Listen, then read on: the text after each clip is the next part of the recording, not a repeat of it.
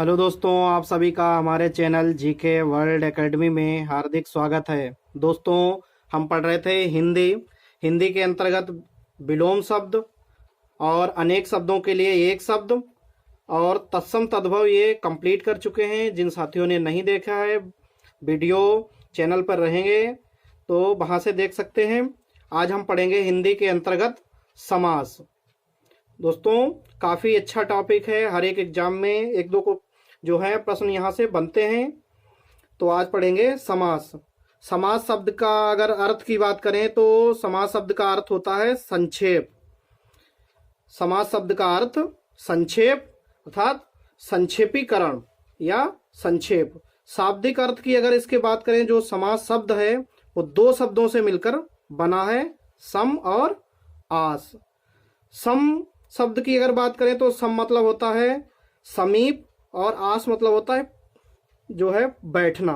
तो समीप बैठना यानी दो पदों का आपस में समीप या संक्षिप्तीकरण हो जाना ही क्या कहलाता है? समास। इसीलिए इसका जो अर्थ है वो संक्षेप है इसका समास का। इसकी अगर परिभाषा की बात करें तो दो या दो से अधिक शब्दों से मिलकर बने नए सार्थक शब्दों को समास कहते हैं। इसके दो पद होते हैं, एक पहला पद पूर्व पद और दूसरा उत्तर पद। इसके दो पद होते हैं। कई बार पूछा जाता है कि समास के कितने पद हैं, तो दो पद, पूर्व पद और उत्तर पद। परिभाषा एक बार और दोस्तों देखते हैं। दो या दो से अधिक शब्दों से मिलकर बने नए सार्थक शब्दों को समास कहते हैं।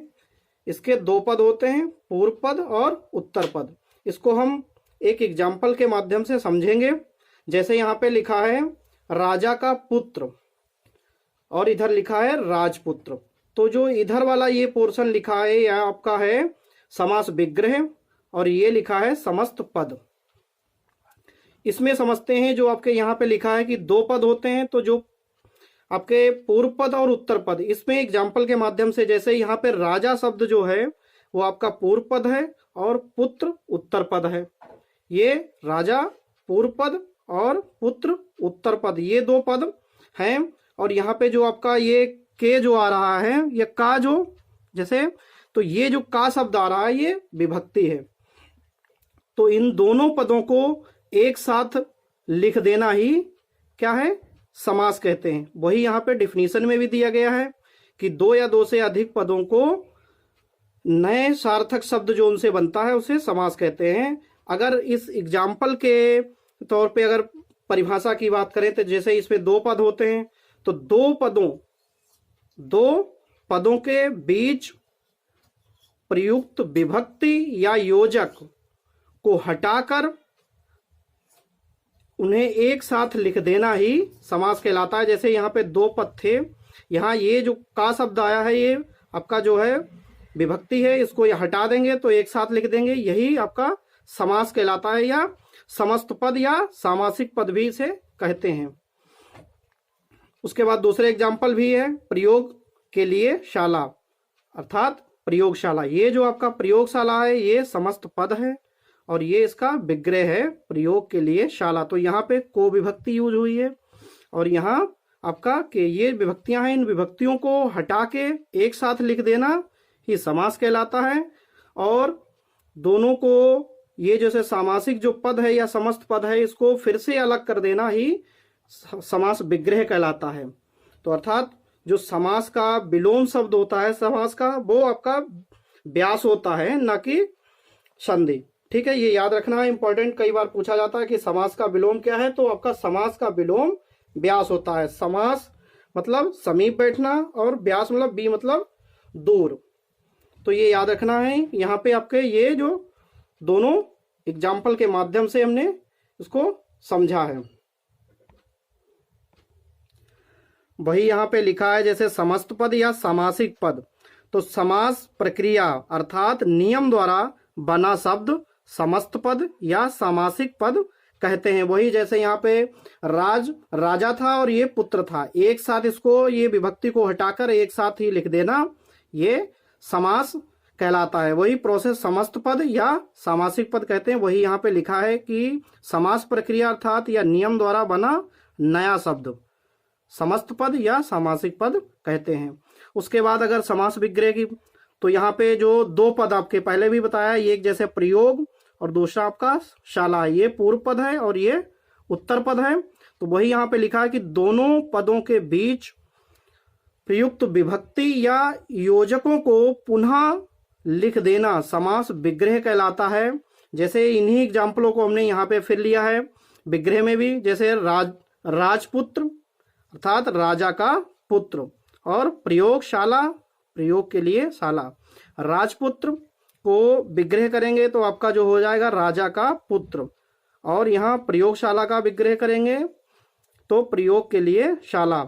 वही यहाँ पे आपका लिखा हुआ है विग्रह में कि जो दो पद हैं, जैसे यहाँ पे एक राजा और एक पुत्र, इन दोनों को योजक के साथ पुनः लिख देना। जैसे ये आपका विभक्ति लिखा है, विभक्ति के साथ पुनः लिख देना ही विग्रह है। ये आपका सामासिक पद या समस्त पद है, ये आपका विग्रह है राजा का पुत्र। आई होप आपको ये समस्त पद किसे कहते हैं और समास या समास विग्रह किसे कहते हैं समझ में आया होगा एग्जाम्पल के माध्यम से। उसके बाद हम नीचे पढ़ेंगे समास के भेद। जैसे यहाँ पे जो आपके समास के भेद हैं वो मेनली अगर पूछा जाएगा जैसे पदों की प्रधानता के आधार पर, तो आपके 4 प्रकार के होते हैं, जैसे अव्ययी भाव समास, तत्पुरुष समास, द्वंद्व समास और बहुब्रीहि समास। ये अगर पदों की प्रधानता के आधार पे पूछे जाएंगे तो ये आपको 4 ही देने हैं जवाब। वैसे आपके जो हिंदी में हैं वो टोटल 6 समास हैं। जैसे यहाँ पे कर्मधारय समास और द्विगु समास, ये आपके तत्पुरुष के अंतर्गत। वैसे ये टोटल 6 हैं। अगर एक लाइन पदों की प्रधानता के आधार पर पूछे जाएंगे तो आपको 4 देने हैं, क्योंकि ये बार बार जोर दे रहे हैं, क्योंकि पदों की प्रधानता मतलब पद जैसे कहते हैं कि अव्ययी भाव में पहला पद प्रधान होता है, तत्पुरुष में दूसरा पद प्रधान होता है, द्वंद्व में दोनों पद जो हैं प्रधान होते हैं, और बहुब्रीहि में कोई भी पद प्रधान नहीं होता है, मतलब दोनों पद अप्रधान होते हैं। ये पदों के आधार पर हैं। तो ये जो पदों के प्रधानता के आधार पर ये 4 टाइप हैं। वैसे आपको समास 6 प्रकार के हैं, उसमें कर्मधारय और द्विगु ये तत्पुरुष के अंतर्गत आते हैं। टोटल आपके 6 हैं। अगर ये लाइन से पूछा जाएगा कि पदों के, तब आपको जवाब जो है वो 4 देना है। वैसे समास 6 प्रकार के होते हैं। इसके बाद हम पढ़ेंगे पहला समास, जैसे अव्ययी भाव समास। अगर इसकी परिभाषा की बात करें तो जिस समास में पहला पद अव्यय अर्थात प्रधान होता है और दूसरा पद अप्रधान अथवा गौण होता है, उसे अव्ययी भाव समास कहते हैं। कई बार डिफिनीशन पे भी क्वेश्चन बना है कि किसमें पहला पद प्रधान होता है, किस समास में, तो आपका अव्ययी भाव समास में। कई बार इनके जो दूसरे नाम, जैसे यहाँ प्रधान लिखा है, प्रधान को मुख्य भी कहते हैं, जो प्रधान या मुख्य, तो कई बार इन शब्दों में भी फंसाता है, अलग अलग नाम से पूछ लेता है कि पहला पद किसमें मुख्य होता है या पहला पद प्रधान, तो इसमें अव्ययी भाव समास हो जाएगा। या ये आपका जो दूसरा पद किसमें गौण होता है या अप्रधान होता है किस समास में, कई बार इस वाले पॉइंट से ना पूछ के इस वाले से पूछता है कि दूसरा पद किसमें अप्रधान होता है या गौण होता है, तो आपका अव्ययी भाव समास हो जाएगा। उसके बाद यहाँ एग्जाम्पल से समझते हैं। जैसे यहाँ पे दिया है आपका आजन्म। आजन्म का अगर विग्रह करेंगे तो आपका जन्म से लेकर, और आमरण का जो विग्रह करेंगे तो यह आपका हो जाएगा मरण तक। आमरण मतलब मरण तक, और आजन्म जन्म से लेकर। यहाँ कुछ इसकी पहचान लिखी है, जैसे उपसर्ग जो यूज होते हैं उनके माध्यम से हम इजिली अव्ययी भाव को जो है पहचान लेते हैं। जैसे प्रति है, अनु है, आ, भर, यथा, बे, निर, ला, उप इत्यादि जो उपसर्ग आपके हैं, अधिकांशतः इसमें जो है उपसर्ग लगे होते हैं, वो अव्ययी भाव समास होंगे। ठीक है, जैसे यहाँ पे दिया गया है आपका अलग अलग हमने सबको कैटेगराइज कर दिया है। जैसे यहाँ पे प्रति के जो हैं प्रतिदिन है, प्रतिपल है, प्रत्येक है, प्रतिघात है, प्रतिक्षण है और प्रत्येक है, ये आपके प्रति में आएंगे। और जैसे अनु वाले में अनुरूप, अनुकूल और अनुसार, इनको आप समझते हैं। जैसे यहाँ पे जो आपका लिखा है अव्यय पद, अव्यय मतलब अर्थात जो कभी खर्च ना हो, अव्यय का होता है आ बे मतलब जो खर्च ना हो, अर्थात जैसे यहाँ पे आपका लिखा है आजन्म, तो आ जो शब्द है वो अव्यय, और इसका ये जो जन्म है ये शब्द जैसे बदलते रहे, जैसे आ उपसर्ग है यहाँ पे, यही जो पहला है वो अव्यय है। जैसे यहाँ पे आ के बाद, जैसे यहाँ पे भी आ है तो यहाँ शब्द क्या लग गया, मरण। अर्थात ये जो आ शब्द है ये सब में लग रहा है, अर्थात ये खर्च नहीं, अर्थात या अव्यय शब्द है। ठीक है। ऐसे यहाँ पे जैसे प्रतिदिन के दिए हैं, प्रतिपल, प्रतिदिन मतलब हर दिन, प्रतिपल हर पल मतलब प्रत्येक, हर एक, प्रत्येक दिन। प्रतिघात मतलब घात के बदले में किया गया घात, तो प्रतिघात हो जाएगा। ऐसे इनको विग्रह कर लेंगे, बस ये पहचान है। जैसे यहाँ प्रति आएगा, यहाँ भी प्रति है आपका, सब जगह यहाँ प्रति है, ये प्रति है, तो आपको इजिली पहचान लेंगे कि अव्ययी भाव समास है। उसके बाद जैसे अनु वाले हैं, अनुरूप, अनुकूल, अनुसार, अनुकूल, अनुरूप, अनुकूल, अनुसार, ये जैसे आपके अनु वाले हैं। इसी टाइप के कुछ जैसे आ वाले आपके दिए गए हैं नीचे यहाँ पे, जैसे आ से आजीवन, आमरण, आजन्म, अपाद मस्तक, अपाद, आ अपाद मतलब पैर और मस्तक, जो पैर से मस्तक तक यानी अपाद मस्तक, अर्थात जैसे आजीवन तो जीवन भर, इस टाइप से इनका विग्रह होगा। जैसे यहाँ पे लिखा है भर का, तो भरपेट हो जाएगा, भरपेट। यहाँ से यथा के दिए हैं, जैसे यथाशक्ति, शक्ति के अनुसार, यथार्थ वास्तव में, अर्थात यथा स्थान, और यथा क्रम, जैसा क्रम हो। तो ये आपके यथा शब्द यहाँ देखिए यथा सब में लग रहा है, तो इससे इजिली पहचान लेंगे ये आपका उपसर्ग है, इससे आसानी से पहचान लेंगे कि यह बेभाव समास है। जैसे बे शब्द से जो यहाँ पे जैसे नीचे दिए गए हैं, बे से बेफायदा, बखूबी, बेखटके, बेकाम, बेफायदा, बखूबी, बेखटके और बेकाम, ये आपके बे वाले हैं। तो यहाँ पे देखिए सब में बे शब्द आ रहा है या बा, इस टाइप से आप पहचान लेंगे बेभाव समास। निर से यहाँ से निर्भय है, निर्विवाद है। उसके बाद एक ला से आता है लाजवाब, ये कई बार पूछा गया है, लाजवाब। तो आई होप ये आपको उपसर्ग जो है समझ में आए होंगे। इसके बाद आपको जो है एक पॉइंट और इससे याद रखना है अव्ययी भाव समास से। जैसे यहाँ पे लिखा है यदि किसी संज्ञा या संज्ञा का दोहरान होता है तो भी अव्ययी भाव समास होता है। जैसे किसी संज्ञा, जैसे एक एग्जाम्पल के माध्यम से समझेंगे, जैसे दिन और दिन।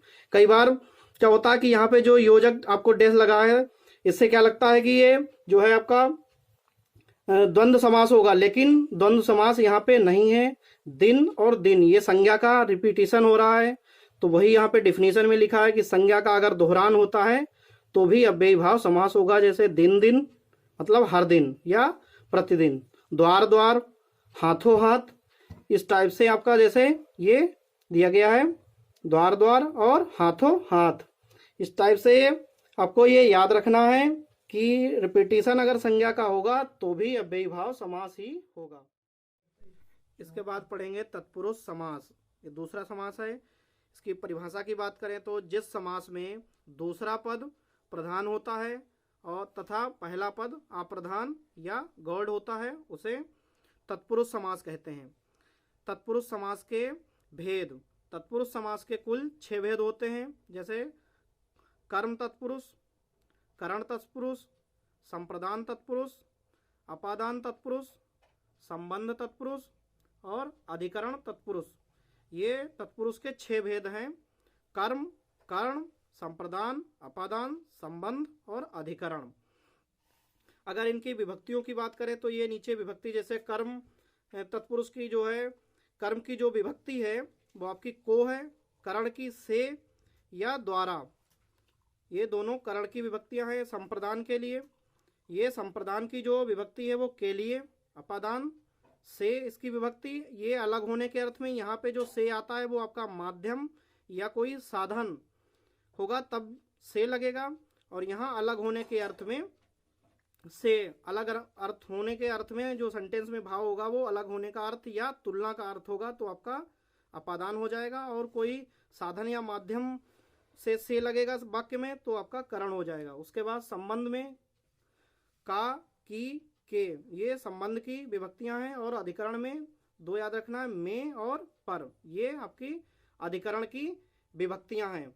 उसके बाद अगर तत्पुरुष के नाम की बात करें तो तत्पुरुष को जो है आपका दूसरे नाम से, जैसे कारक तत्पुरुष के कारक तत्पुरुष समास कहते हैं, क्योंकि इसमें जो है यही एक ऐसा समास है जिसमें जो है विभक्तियां यूज होती हैं कारक की विभक्तियां, इसीलिए इसको कारक तत्पुरुष समास भी कहते हैं।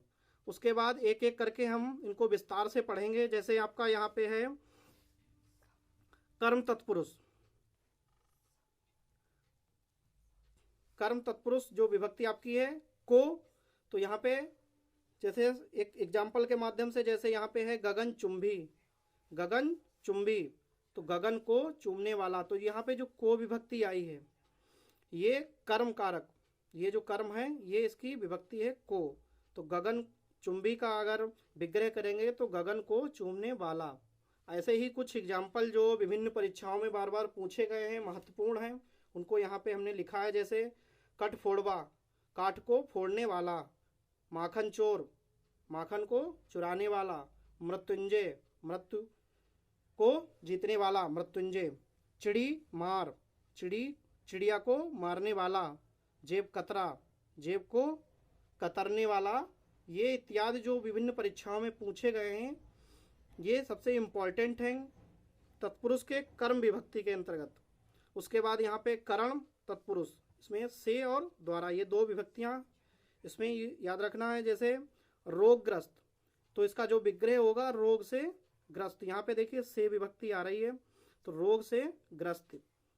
उसके बाद तुलसीकृत, बहुत बार पूछा जाता है तुलसीकृत, तुलसी द्वारा कृत। उसके बाद रेल यात्रा, रेल से यात्रा, तो ये जो आपके से और द्वारा, ये दो विभक्तियां करण की हैं। रेल यात्रा से आपको एक और याद रखना है, जैसे रेल भाड़ा, यहाँ है रेल यात्रा, तो रेल से यात्रा, और रेल भाड़ा अगर होगा तो वो आपका जो है संप्रदान तत्पुरुष में आएगा, होगा तत्पुरुष ही, लेकिन वो आपका संप्रदान विभक्ति जो के लिए किया, संप्रदान जो तत्पुरुष है उसमें आएगा रेल भाड़ा। और यहाँ जो रेल यात्रा है आपका, वो आपका करण तत्पुरुष के अंतर्गत है। उसके बाद जैसे यहाँ पे इसके एग्जाम्पल की बात करें करण तत्पुरुष पे, तो मन चाहा, मन से चाहा। रेखांकित, रेखा से अंकित। शोक ग्रस्त, शोक से ग्रस्त। बाक युद्ध, बाक युद्ध, बाक द्वारा युद्ध। ये आपके करण के कुछ एग्जाम्पल हैं जो इम्पोर्टेंट परीक्षाओं में पूछे गए हैं। उसके बाद यहाँ पे संप्रदान तत्पुरुष, इसकी जो विभक्ति है वो के लिए, के लिए। जैसे यहाँ पे कुछ शब्द दिए गए हैं, जैसे गौशाला, तो गौ के लिए शाला, गौशाला।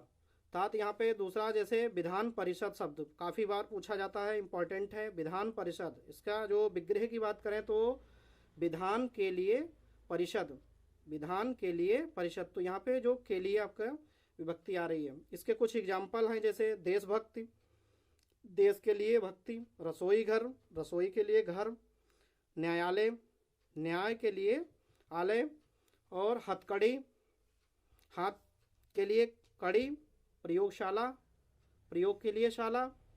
और यहाँ बलि पशु, जो बलि के लिए पशु, बलि पशु। एक आपको पशु बलि भी काफ़ी पूछा जाता है, तो जो आपका पशु बलि है वो आपका संबंध तत्पुरुष में आ जाएगा, क्योंकि वहाँ पशु की बलि हो जाएगा विग्रह अगर करेंगे, और यहाँ पे बलि पशु है तो बलि के लिए पशु, ये याद रखना है। उसके बाद यहाँ पे आपका अपादान तत्पुरुष, अपादान में अलगाव या तुलना होती है। जैसे यहाँ पे लिखा है धनहीन, तो धन से हीन, अर्थात धन से क्या हो गया अलग। यहाँ पे ऋण मुक्त, ऋण से मुक्त, ऋण से अलग हो गया। तो अलगाव या तुलना जब होगी तो वहाँ पे अपादान कारक होगा। कुछ एग्जाम्पल जैसे बात करें तो जन्मांध, जन्म से अंधा। पाप मुक्त, पाप से मुक्त। गुणहीन, गुण से हीन। देश निकाला, देश से निकाला। ये कुछ इम्पॉर्टेंट जो पूछे जाते हैं तत्पुरुष के अपादान विभक्ति के अंतर्गत, अपादान तत्पुरुष में। उसके बाद यहाँ पे जैसे संबंध तत्पुरुष है का, की और के, ये आपके संबंध की, संबंध तत्पुरुष जो है उसकी विभक्तियाँ हैं। जैसे यहाँ एग्जाम्पल के माध्यम से गंगा जल, तो गंगा का जल। कन्यादान, कन्या का दान। यहाँ पे जो का विभक्ति आ रही है, का है इसकी 3 विभक्ति, जैसे का, की और के, ये इसकी संबंध तत्पुरुष की विभक्तियां हैं। उसके बाद कुछ एग्जाम्पल, जैसे मंत्री परिषद, मंत्री की परिषद, यहाँ पे पशु बलि, यह है पशु की बलि, राजपुत्र, राजा का पुत्र, कन्यादान, ये काफी इंपॉर्टेंट है, जो आपको कन्यादान जैसे लगता है कि कन्या के लिए दान, आपको तत्पुरुष होगा लेकिन संप्रदान तत्पुरुष होगा, लेकिन ये कन्या के लिए दान नहीं बल्कि कन्या का दान, ये आपका होगा तत्पुरुष ही, लेकिन ये आपका संबंध तत्पुरुष होगा। कन्यादान ये एक सेक्शन में कई बार पूछा गया है, तो ये इसको याद रखना है। कन्यादान ये आपका संबंध तत्पुरुष होगा, कन्या का दान, ना कि कन्या के लिए दान।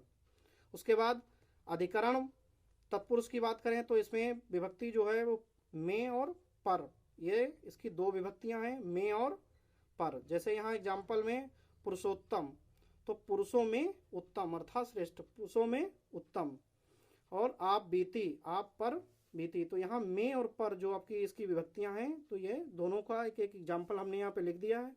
और कुछ एग्जाम्पल जैसे जो परीक्षाओं में पूछे गए, जैसे युधिष्ठिर, युद्ध में श्रेष्ठ, कवि श्रेष्ठ, कवियों में श्रेष्ठ, हर फन मौला, हर फन में मौला, तो ये हर फन मौला ये भी काफ़ी बार, और कवि श्रेष्ठ ये खूब पूछा जाता है अधिकरण तत्पुरुष के अंतर्गत। तो ये आपको तत्पुरुष आई होप समझ में आया होगा। इसके बाद हम पढ़ेंगे नेक्स्ट, इसके बाद हम नेक्स्ट जो समास बचे हैं वो नेक्स्ट पार्ट में पढ़ेंगे। आई होप आपको काफ़ी डिटेल से इसमें समझाया गया है, तो आई होप आपको समझ में आए होंगे समास अच्छे से। वैसे तो केवल की पॉइंट लिख के 2-4-5 मिनट में समझाया जा सकते हैं, लेकिन परीक्षाओं का प्रारूप जो है आप सब समझते हैं कि बदल रहा है। कई बार पढ़ के हम पूरे समास जाते हैं और कई बार उनकी डिफिनीशन से जो है क्वेश्चन बन जाता है। तो आपको कोई भी टॉपिक पढ़ना है तो डिटेल्ड ही पढ़ें। आई होप आपको समझ में आएगा। चैनल को सब्सक्राइब करें और दोस्तों को शेयर करें।